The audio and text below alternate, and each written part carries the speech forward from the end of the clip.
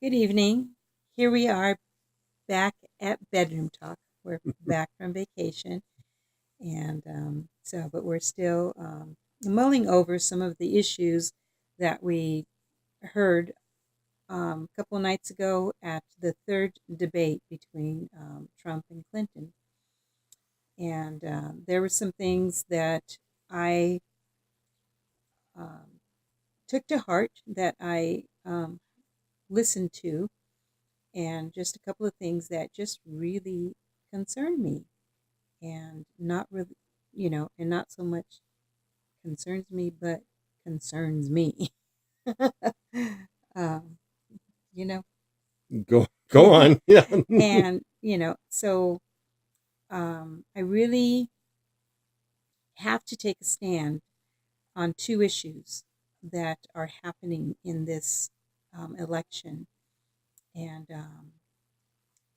and I really didn't think there was any chance of the right to life um, being able to be revisited, to be able to, um, you know, The whole pro-abortion, pro-choice stance has become firmly ingrained, and it seems like there's no there's no changing that. There's no even challenging it, and if you do, you're attacked. right. Um, but that's just one of the things that is really um, helping me to make my decision on who I need to vote for, because I do want to support the right to life, not just the right to choice. There's a huge difference in that, and yeah. So I mean, and it's purely that, I myself, if I had been born 20 years later, I fall into that category that my mother could have I mean, one questioned right. um, whether or not she would keep this pregnancy or not, because I'm a product um, of an unwed mother.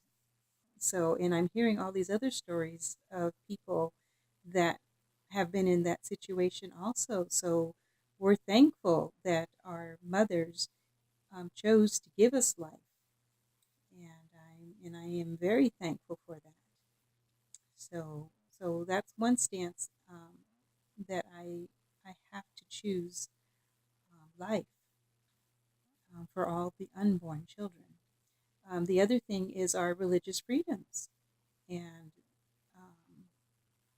I think you said it very well on the things that our country will accept and not accept. I don't recall what you're talking Huh? about. No, that that you can hold your beliefs, Oh, but it has to be private. right. We have this whole idea. I mean, kind of a key value in the Constitution is freedom of conscience. We see it in freedom of speech. You should be able to speak freely and express your values and what you believe. And we hear more and more of, well, you can't say that, and you can't say that, and you can hold that, but you can't. You can hold that That view, but you view, but you can't. can't express it openly, and that's unconstitutional. It's un-American. And the whole idea of freedom of religion is kind of the freedom of conscience that I have values, and I I shouldn't have to change my values because somebody else in America says That's that offensive. the national values are now changing and they're different than my firmly held religious values. And Hillary Clinton clearly said that in a speech. She said, uh, you know, religious, deeply held religious values are going to have to change under her administration, and she's going to make it happen. That's not America that's freedom. That's an America that some people in a group of elites, whatever you want to call them, are now going to decide what's the right thing for people to believe and what's the right thing for them to think, and that we are now going to make sure that everybody's taught those things and everybody accepts those things. And if they don't accept those things, we're going to threaten their businesses. We're going to threaten their tax exempt status. We're going to coerce them. We're going to tell them they need to go to sensitivity training, and we're going to retrain them like they used to do in the Soviet Union. I mean, that's about as un-American as you can get. And it's the vice presidential debate. They asked a question that they didn't ask the presidential candidates, but it was, you both have, close, strongly held Christian religious values. Yeah. And will those, we're concerned basically that those might impact your decision making, that you might make decisions in office based on those values. And it's like, now wait a second.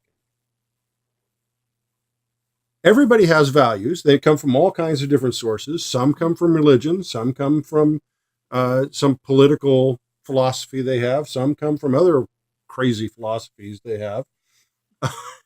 and we go, well, that's okay. Those things, we're not afraid of those influencing your decision making. But if you have religious values, which are protected under the Constitution, well, you need to keep those in the closet. You need to not express those openly. You need to not have them affect the way you behave, because you have to behave according to what we now tell you. And you can't, and definitely you cannot hold political office, because we're concerned that you may make decisions based on the values that you hold. Isn't that what you want? You elect people because of the values they hold, and it's going to influence their decision making. I mean, that's supposed to be it. But it's, no, those are religious values. Those don't count. You can't have religious values and serve in public office. It's like, wow, where have we gone? It's unbelievable to me. So we've gone over time. Mm-hmm. You got... Yeah, I added a little bit in there. Sorry. Well, we'll talk to you next time. Yeah. So what are your values? Yeah. What are your values? What do you think of all this? And what subjects haven't we talked about? Let us know. All right. Good night. Good night.